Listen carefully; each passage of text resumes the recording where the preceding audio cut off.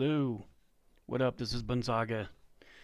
I mentioned earlier on X that I was going to start kind of a game dev journey, and I'm going to be making recordings and kind of sharing my process with everyone, and hopefully it'll be an interesting and profitable experience, and perhaps educational for some people. I don't know.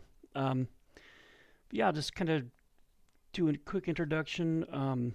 I've been a game developer for maybe about 12 years now, working on lots of different projects for some of them are huge companies, some of them small. I've just been doing a lot of other people's games, basically. What's interesting is I started to go into the game industry because I wanted to make my own game. I wanted to make like Dark Age of Camelot only better. But So throughout the time, though, I taught myself JavaScript. I learned a few engines with JavaScript, and then learned Unity and C Sharp. And the whole time I've just been working for other companies, and I've been prototyping things on the side and doing little bits here and there. But um, pretty much it's just always been working for other people. And I make good money now. It's just that I want to start working on my own projects and make my own games because I'm a gamer as well, and so I think I know what's could be considered fun to me, and so that's kind of the inspiration. And just recently, I was asking Chat GPT, what's a good game, or not a game business, what's a good business I could do on the side as far as like with my talents and potential and stuff like that. And so it pretty much agreed that doing something game related or software development related would be a good idea.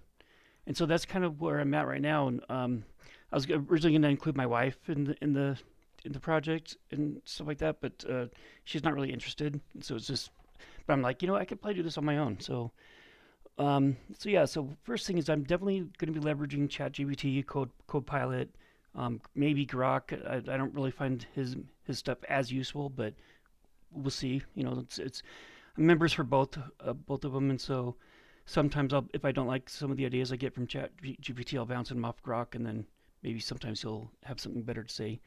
Um, but yeah, so the first thing I did is I just said, hey, I'm working on I want to make a game company. Um, what are some ideas that I can make? And so um, it basically kind of broke it down into what to create like an MVP, which is like the minimum viable product, create a core game loop, content progression. The thing I decided on was like a dungeon generator, because I've been working on one for a while, and so it's going to be like a random dungeon generator or like a roguelite is what it suggested. And so it kind of broke it down to what basically the minimum thing to make to just to get started, you know. And I think that's been the biggest thing for me in the past is that I will often just kind of randomly go here and there. I'll get an idea to start working on inventory, and then I'll just work on inventory. Then I'll get an idea to work on a sound manager and work on that. And so it's like I haven't had like a organized project development flow for myself. And so that's kind of what I've been using ChatGPT for as well is to help manage the project. And what the idea is that I asked it, what's the best way for me to use you in this project development process, and because I know that in the past that if I just have this one tab open and just continue to ask questions in that tab, sometimes um, AI will kind of get confused or forget about previous things we've discussed and kind of starts giving me bad answers. And so it said to basically have one answer be like the main thread of like this is like the main thread that I'm gonna kind of come back to and report my progress on, um, and then break down each other tab here into specific things. And so what I've done is I've created this this kind of text, just kind of talks about me a little bit, my history, and like what's this the project I'm working on, and then just say that in this tab specifically, this is just an example. I had this idea the other day, so say what we'll focus on this tab specifically is camera versus character control. And then that was supposed to be a space, but I actually put a period there. And so this is just my thought was like instead of trying to control your character and have your camera follow behind it places, I thought, well, what if I just the user controlled the camera, and then the character just kind of reacts and kind of um, goes with the camera and just is more of like a visual of what you're doing, And so I thought that was kind of an interesting idea. And so then I just come here and paste it in a new tab and just kind of say this is what we're doing. And so then it just kind of gives me feedback about what's popular or what people accept, and kind of gives me the good and bad things to do, whether I should do it or not, and that kind of the pitfalls and just different ideas that we kind of talk about to discuss the idea. And so in the end, I don't think I'm going to do it. I'm probably just going to stick with you. You actually control your character, and the camera just goes with you. But that's just kind of an example. Another one, so I'm currently working on the virtual joystick, and this one's kind of a long thread. Usually I don't like them to be this long, but it's been a pretty good discussion so far. And so this one actually I brought over from another one because like I said, it just got so long. I thought I should just start from scratch because I started getting weird questions and stuff like that from AI that wasn't related. So, but yeah, so I'll post my code that I've got. We talk about refactoring things like that, and then eventually, and then I started asking if I should create a new tab and making sure that it still remembered like what we were talking about because it had been so long. And so, but yeah, so that's kind of what I'm working on right now. And I guess I could show a little example of that in Unity. So this is like for mobile. This is like the mobile input. I'm planning to have mobile and then keyboard and mouse and gamepad support. I'm using the Unity input system. Um, let's see. Yeah, there was an error I saw earlier. Let's see. I hadn't added this method yet, so let's do that real quick.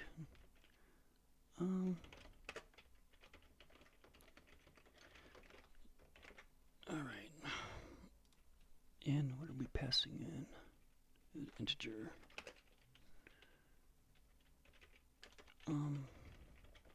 Okay.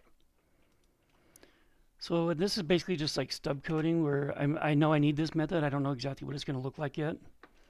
And so I'll just put, find the position of the touch. All right. So, so this is kind of what we're working on here is like, there's this input router that routes like all of the touches and input stuff. And this kind of handles all of that. Instead of using like the native like buttons, like Unity buttons and things like that, like I'm actually controlling that touch detection and hitboxes and things like that myself. And so then, so yeah, let me just kind of show you what it's doing, and we can just go from there. So this is I'm focusing only on touch input, or not just touch input, but input in general, in-game input. Okay, so this is like the analog stick. Originally, I had it where you could just touch anywhere and drag, and it would turn into this analog stick, and then this little gray box would go wherever your finger was. But after doing some research and watching some people talk about some other roguelites that they play on mobile, they didn't like that because it would like kind of get lost and stuff like that. And so I decided to kind of limit it. There's squares, but it's actually a circle, so you can see they're actually circles. But so basically, what happens is when you touch in here, it just puts your that's where it starts. And so then as you drag in this area, it follows with you, which I really like. I think that'll be good. Then and it's actually got data here. Let's see, the left analog stick. If I can remember where I put it. Okay, yeah, it's here. So you can see it's actually updating like with the actual input of directions and stuff. Now the other thing is the buttons. So right here I've got so the default button is just going to be like a basic your basic action, like your default action. And so the way I'm designing this game is I want it to be I want it to infer what you're doing. So which means basically, if I'm looking at a tree and I hit my basic action, it'll know that I want to chop down the tree. Or if I look at an enemy and I hit basic, the default action, it will know that I want to attack the enemy. And so it's kind of like whatever you're looking at and whatever tools you have or weapons or whatever you have, it'll know just, it'll infer, oh, he wants to do this. And so that's what that default button is. And then I've got these action buttons, so action 1, 2, and 3. And so those are these. So these are basically just your basic attack, your different actions you can do. And then this one is actually a little bit more complicated in what I'm working on currently. And this is like your consumable. Um, and so the idea is like it could be like a health potion, but then if you touch and drag out, then a flywheel opens and you can select something different. And so you can see there's a bug here. Um, so so basically, the idea is that right now I'm working on the code where it will select the fly out option. So that's why that's not functional yet. Like my thoughts were to make it dim, and then if you and that's what the actual code was that I just put in there. Um, was to we want to find the position and know which option we're hovering over. And so yeah, that's it so far. And so yeah, and then if you drag out and then drag back, it just cancels it. Because it says it shows it's canceled. And these are just debug logs for me, just so I know what's happening in code. Um, and they are actually AI is pretty good at. That's one thing I wanted to mention is AI is really good at debug things. Like I could give it my class and say, hey, this is what my class is doing. Could you make like an editor window that lets me see what's happening or that shows like a list of game objects that are currently doing this or that. And previously I had it map out the dungeon. I could say, could you make, and it helps for debugging with AI as well, I've noticed. So it's difficult to explain things to AI sometimes in words. And so you can say, hey, can you make me a debug PNG that will show me the dungeon layout, like which based by tile types or something like that. And so each color will be a different representation of an image or of a dungeon tile. And then you can take that and paste that into AI and say, hey, this is the image I'm getting, based on the debug, like what could be going wrong in code here, And so it definitely using pictures and images to explain things is significantly helpful when dealing with AI. Let me think.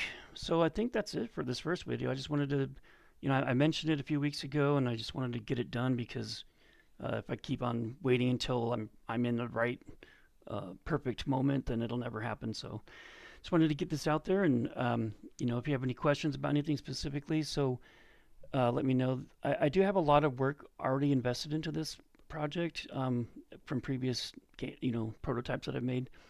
Like as an example, I have this app loader that you can hook up like a loading bar if you want to. I don't have it yet. I wanted to focus on the code first before worrying about the art. And this loads a root context, which has these different services. Right now I've only got one of them, which is the event service. And so this just loads, creates a new event service and then goes away. So it removes itself, which is pretty cool. And so the event service just basically handles game events. Like when you do different things, then in the game it'll just kind of create events. I think I've got an example here. The input router, just some stub code to say like when you tap something, then fire a game event to do that. And then I'll have another system that's listening for those events. So that way it's totally decoupled. So the event service. So there's also this thing called the service locator, which is pretty standard. Some people use like inversion control or some kind of other way to manage this. Personally, I like this because it's easy, it's simple. It's like you basically, so you can see the event service just registers itself when it's created, and then other things can grab it and say, to either to you can wait for it to be loaded, or you can just grab it, which is convenient. So you don't have to you don't have to have a direct reference to a system or service in order to access the methods in it, which is nice. So this is kind of like what I'm talking about. So this whole thing is like a part of a much larger bunch of game objects or classes and I'm using a linked list, like a bidirectional linked list with a priority queue for the events, which is kind of cool. Anyway, there's like a lot of information that goes into game development, and there's probably a lot of boring information that people don't want to know about, but there might be something that piques somebody's interest. And if you see anything while you're watching, just let me know, and I'll go into more detail about it. But so the one thing I also did want to show too is on here there was like a okay. So the thing it said, I told it I wanted to work on the tools first, and then work in the gameplay, and so it kind of gave me this checklist of like what to work on. And so I've got, you can see here, I've got the state manager, window manager, feedback, because I've already got a lot of code for that. And then right now I'm working on the input system, which is part of the virtual joystick. And so it's kind of like you get this stuff done, and then I'll move on to like the next list. And then there was another thing that was kind of interesting. I think it was just mainly about the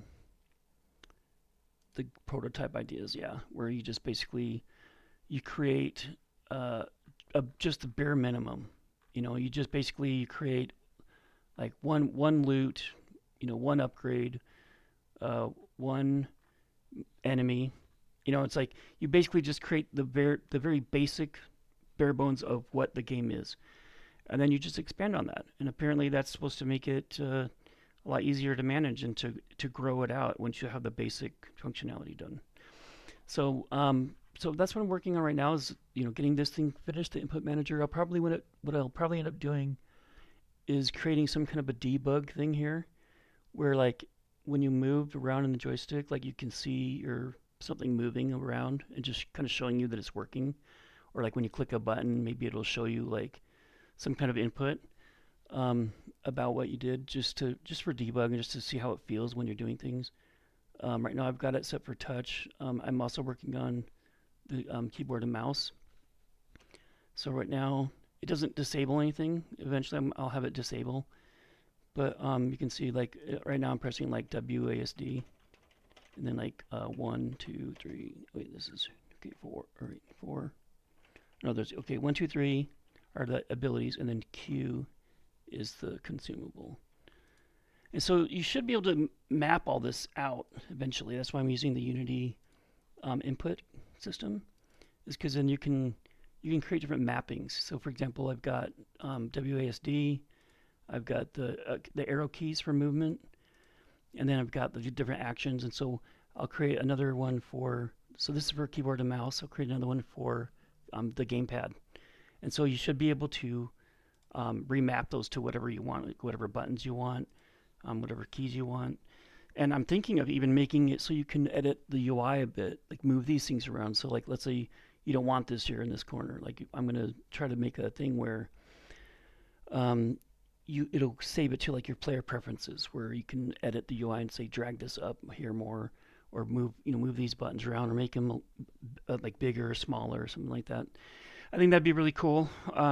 So that's probably what I'll work on next. Actually, is once I get this all of this done, and then the little feedback thing going, I'll probably work on the key mapping and editing the UI stuff just to get that in early instead of waiting till later or waiting till post launch or something. I hate that kind of stuff. So as a gamer, so I'm not gonna put that. I'm not gonna make that people do that in the thing I'm working on. So, but yeah, let me know if you have any questions, feedback, advice. I'll take it all. And thanks for watching.